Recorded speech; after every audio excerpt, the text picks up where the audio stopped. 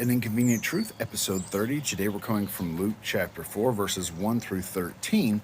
This is when Jesus is being led in the wilderness by the Holy Spirit to be tempted by the devil, right? Now, here's what's interesting. I found a dichotomy between Jesus in the wilderness and the Exodus, where the children of Israel were in the wilderness for 40 years. The first temptation is the devil says, turn the stone into bread. Jesus is like, he says that people need more than bread for their life, right? And Jesus is the bread of life. Isn't that amazing? Then the next one, the devil says, well, bow down and worship me. Jesus says, you must worship the Lord your God, and him only shall you serve, right? In the third one, the devil's like, well, throw yourself off the temple. The angels will catch you. And Jesus is like, you should not tempt the Lord your God.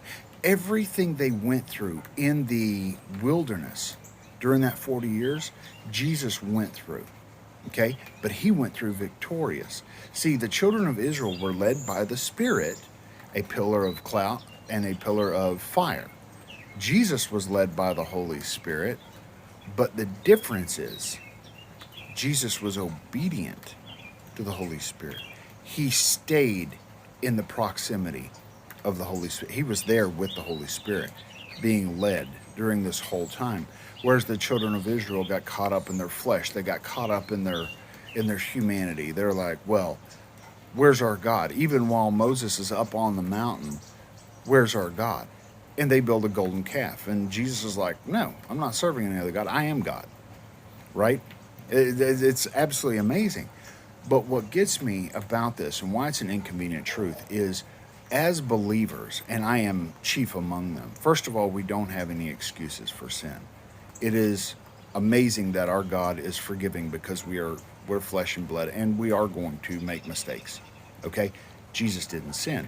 But with the inconvenient part of this, which is also the most amazing part of it, is we need to stay in communication with Holy Spirit. We have to talk to God. We have to read his word. We have to keep our eyes on him and not on the things around us. Just like when Peter wanted to walk on the water and he got his eyes on the water, he started sinking. Jesus pulled him up. In the same token, we have to keep our eyes on Jesus. We must keep our minds stayed on him. It is inconvenient, but it is true. And most of all, it's absolutely amazing. I love you guys. Be blessed.